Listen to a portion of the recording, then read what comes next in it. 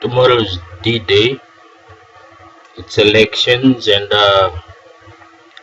I'm going to learn how to use an EVM for the first time ever in my life. I have never used an EVM before.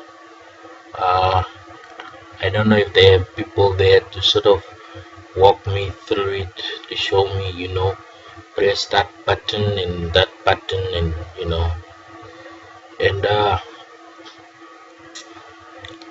it's yeah, a lot of people obviously have already concluded which party will win, but I think my sights are mostly on the second and third position. Whether they at least get a greater chunk so that we can sort of balance out so that our parliament can be balanced out a little more. Yeah. So yeah, we'll see. It got me to thinking too, about why people, when it comes to election year, all of a sudden they are jubilant. They are jubilant and they're in celebratory moods, and they put on their party colors, and they they put the party colors on top of their homesteads, and they you know they're in the political festivity, so to speak. And it doesn't seem calm to me. It seems they're excited.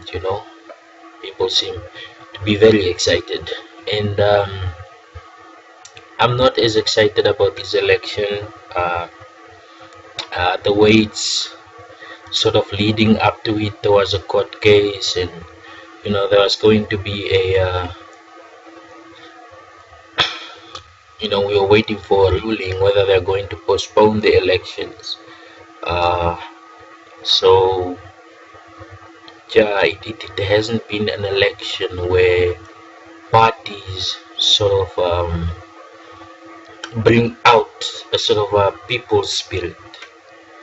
And yeah, then I noticed this is all because nothing has changed when it comes to politics. Um, nothing has changed when it comes to politics. And I think because people are afraid of change. You know, change within oneself is scary enough, but imagine change within a society. That's a scary concept. It's very dangerous change, especially in these corners of our world where there are certain things that we can't admit are there because removing them would mean change, and people don't want change. We are not speaking the language of change.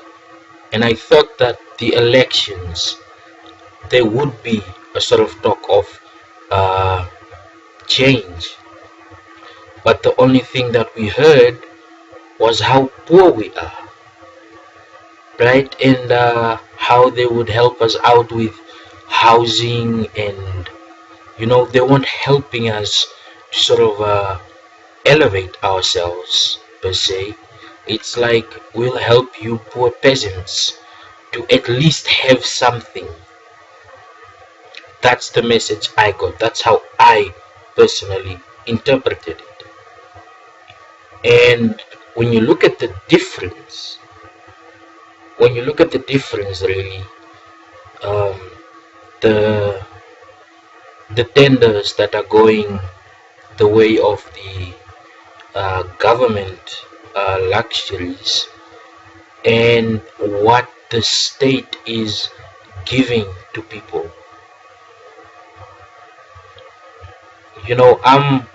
It's confusing that people would put up with that. And I think this is because we still fear our government. We still whisper, we still have to talk silently. critique is viewed as a bad thing. Why are you so critical and negative? Accept the good things in life. Accept that you have to do what you can do for yourself. Don't blame the government. Don't blame ABC. Blame yourself. It is only you who can change yourself. Does that mean it is only you that can change a community? How does that apply to an entire nation?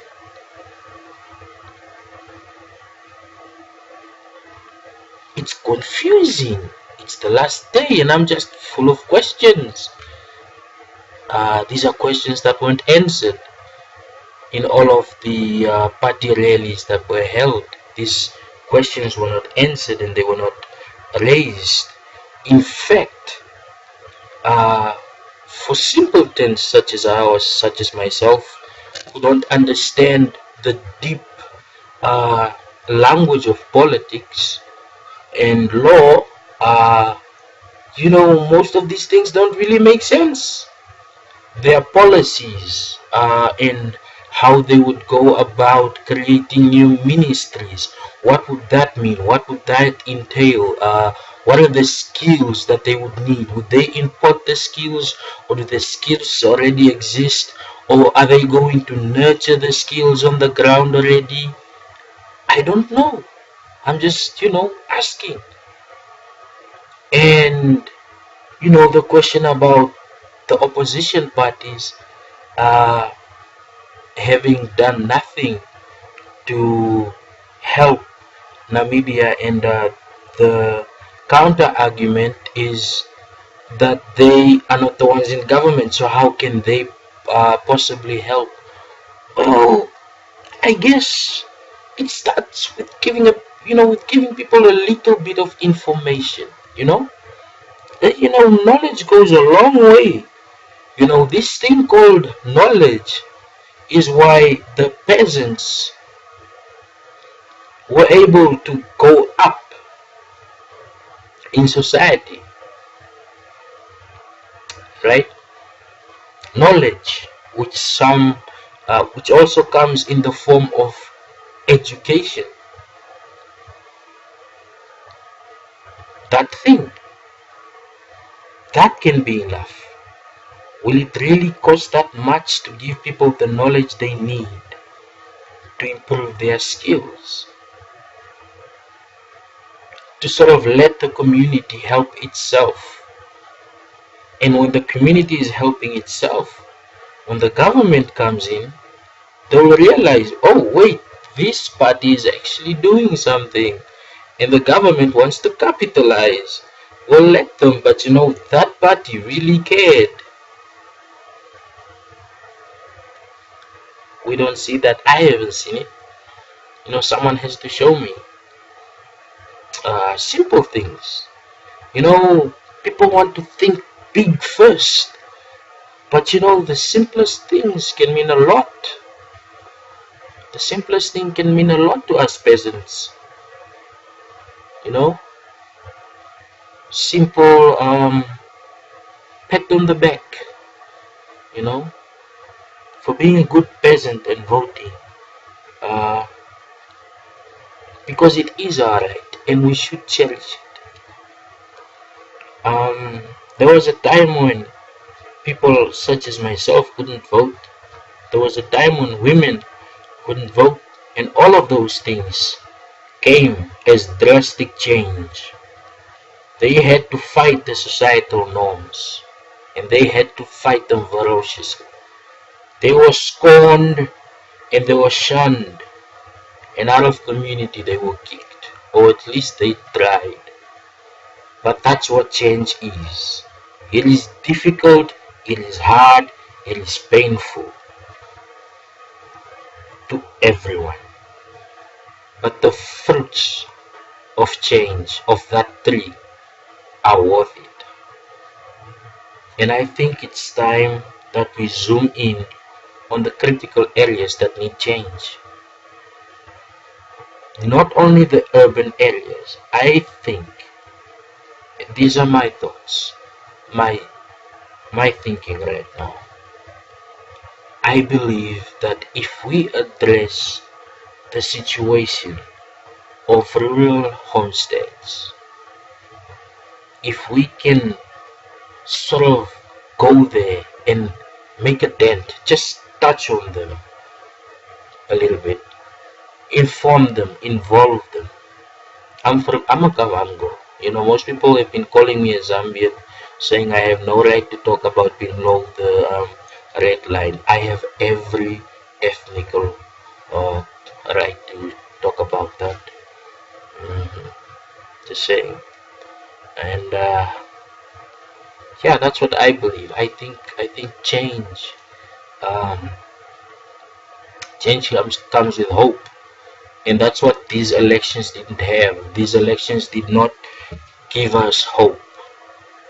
Hope is unrealistic, and hopeful people are usually crazy. Hopeful people are usually not seeing reality. We're not realistic because we have hope.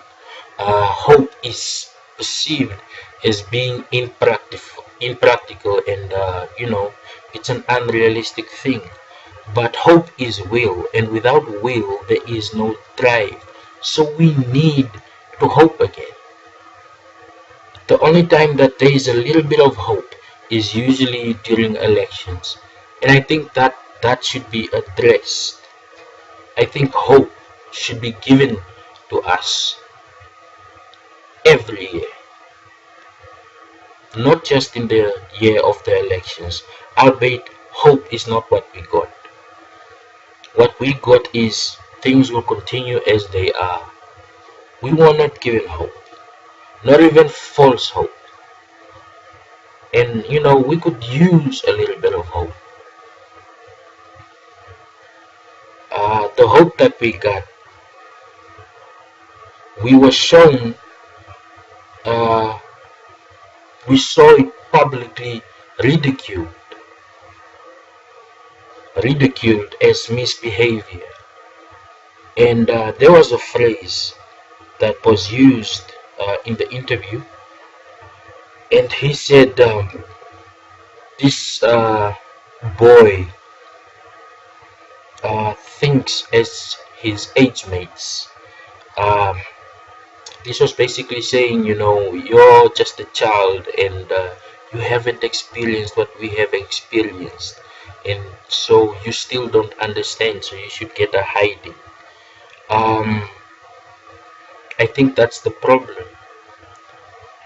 When one aspires hope, it is seen as a dangerous element and quickly shut down. Instead of capitalizing on it, instead of driving it forward, putting it together, and making it work properly. Hope. And I hope after the elections that things will change. I hope that after the elections we will dare to change. I learned a lot of things this year. Um, my mind ventured into places. Yeah, uh, I was supposedly taught lessons. Um, but what I learned was that people don't understand change and don't appreciate the power of hope. Hope can change everything. I believe that. And thanks to those, thanks to those that keep on propelling the message of hope, that keep on fighting for that element, for that intangible drive, hope.